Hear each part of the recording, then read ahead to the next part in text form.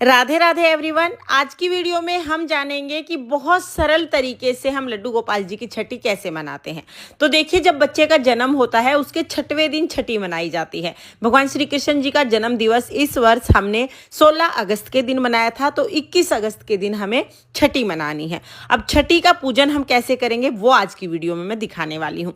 तो देखिए, छठी का पूजन शाम के समय किया जाता है, लेकिन लड्डू गोपाल जी को स्नान हम दोपहर में ही करा देंगे। दोपहर में 12 बजे के बाद हम लड्डू गोपाल जी को स्नान कराएंगे। तो छठी के दिन जब बच्चे को स्नान कराते हैं उससे पहले उसकी मालिश करते हैं। आप चाहें तो देसी घी से या कोई भी मसाज ऑयल जो भी आप यूज़ करना चाहते हैं उससे आप लड्डू गोपाल जी की मालिश कर सकते हैं। अब मालिश हमें करनी है लड्डू गोपाल जी की, और आप चाहो तो आप लड्डू गोपाल जी की दूध में डुबकी लगवा सकते हैं। वैसे छठी के दिन दूध में डुबकी लगवाई जाती है, कच्चा दूध लिया जाता है। लेकिन अगर आपके लड्डू गोपाल जी बड़े हैं या आपके पास पर्याप्त मात्रा में दूध नहीं है या किसी भी कारण से अगर आप लड्डू गोपाल जी की दूध में डुबकी नहीं लगवा पाते हैं तो कोई बात नहीं। फिर हम क्या करेंगे, पहले हम लड्डू गोपाल जी की अच्छे से मालिश कर देंगे। तो इस तरह से हमें मालिश कर देनी है। उसके बाद हम लड्डू गोपाल जी के स्नान की व्यवस्था करेंगे। तो स्नान जब कराएंगे उसमें थोड़ा दूध ले लेंगे। कच्चा दूध हमें लेना है, गर्म किया हुआ दूध नहीं लेना है। तो कच्चा दूध हम ले लेंगे। गाय का दूध मिल जाए अति उत्तम, गाय का दूध ना मिले तो जो भी दूध आप घर में यूज करते हैं वो ले लीजिएगा। उसके बाद जिस भी पात्र में आप लड्डू गोपाल जी को स्नान कराएं उसमें स्वास्तिक बना लेंगे। फिर हम लड्डू गोपाल जी को विराजमान करेंगे और लड्डू गोपाल जी का हम दूध से स्नान कराएंगे। तो कच्चे दूध से बहुत प्रेम पूर्वक हम लड्डू गोपाल जी का स्नान करा देंगे। छठी के दिन दूध का बहुत महत्व है, तो दूध से कम आप स्नान तो जरूर करा दीजिएगा। उसके बाद फिर हम अच्छे से जल से स्नान करा लेंगे। बढ़िया से जल से स्नान कराने के बाद फिर हम लड्डू गोपाल जी का अंग पोषण कर देंगे, यानी लड्डू गोपाल जी को किसी सॉफ्ट से कपड़े से पोंछ लेंगे। और जो ये स्नान कराया हुआ जल है ये हम पौधों में डाल देंगे। आप तुलसी जी में भी डाल सकते हैं या किसी भी पौधे में ये जल डाल सकते हैं। इसके बाद छठी के दिन लड्डू गोपाल जी को हमें पीले रंग के वस्त्र पहनाने हैं, और छठी के दिन नए वस्त्र बच्चे को पहनाए जाते हैं।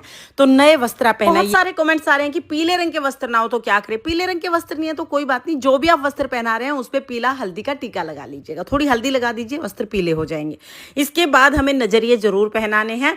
छठी के दिन बच्चे को नजरिए पहनाए जाते हैं, तो आप नजरिए पहना दीजिएगा। मोरपंख लगा देंगे, बांस की बांसुरी दे देंगे। जैसे हम रोजाना श्रृंगार करते थे वैसे हम श्रृंगार करेंगे, इत्र लगा देंगे। लड्डू गोपाल जी को बढ़िया से श्रृंगार कर देंगे। दोपहर में ही हम ये सब श्रृंगार वगैरह कर लेंगे। उसके बाद शाम को 4 बजे के बाद हम छठी पूजेंगे। तो छठी पूजने के लिए लड्डू गोपाल जी को हम आसन पर विराजमान कर देंगे। देसी घी का दीपक जलाएंगे। इसके बाद लड्डू गोपाल जी को हम जैसे रोजाना पूजा जब करते हैं तब चंदन का तिलक लगाते हैं वैसे तिलक लगा देंगे। तिलक के ऊपर अक्षत समर्पित कर देंगे। छठी के दिन बच्चे को काजल लगाया जाता है, और ये काजल घर पर ही बनाया जाता है। मार्केट का काजल नहीं लिया जाता क्योंकि छोटा बच्चा है तो केमिकल वगैरह से दूर रखते हैं। तो लड्डू गोपाल जी के लिए भी आप जो दिया जलाया है उसी के ऊपर चम्मच या कोई भी शुद्ध बर्तन, मतलब या तो लड्डू गोपाल जी का चम्मच हो या तो नया चम्मच हो, उस पे आप काजल बना लीजिएगा। फिर उंगली पे थोड़ा सा चिकना लगा के काजल को थोड़ा ठंडा करेंगे और हम ये काजल लड्डू गोपाल जी की आंखों में लगा देंगे। साथ में ही हम कान के पीछे नजर का टीका भी लगा देंगे। इसके बाद देखिए, जो काजल चम्मच में बच गया है उस काजल को घर के सभी सदस्यों की आंखों में लगाना है। ये प्रसाद स्वरूप है और आंखों के लिए बहुत अच्छा रहता है। तो ये जो काजल बच गया ये हम सभी की आंखों में लगाएंगे। इसके बाद हम लड्डू गोपाल जी को न्योछावर समर्पित करेंगे, यानी जितनी दक्षिणा आप चाहते हैं उतनी दक्षिणा हम लड्डू गोपाल जी को ऊपर से 7 बार वार के उनके पास रख देंगे। ये दक्षिणा लड्डू गोपाल जी की ही होती है। इससे लड्डू गोपाल जी का कोई भी सामान आप ले सकते हैं। अब हमें लड्डू गोपाल जी को भोग समर्पित करना है। छठी के दिन कढ़ी चावल का भोग समर्पित किया जाता है। भगवान श्री कृष्ण जी को कढ़ी चावल अति प्रिय है, तो आप कढ़ी चावल का भोग बनाइएगा। साथ में आप कोई भी मिठाई समर्पित कर सकते हैं। आप घी बूरा समर्पित कर सकते हैं, कोई मिठाई बना सकते हैं, हलवा बना सकते हैं, जैसे आपके भाव हो उस तरह से आप भोग बना दीजिएगा।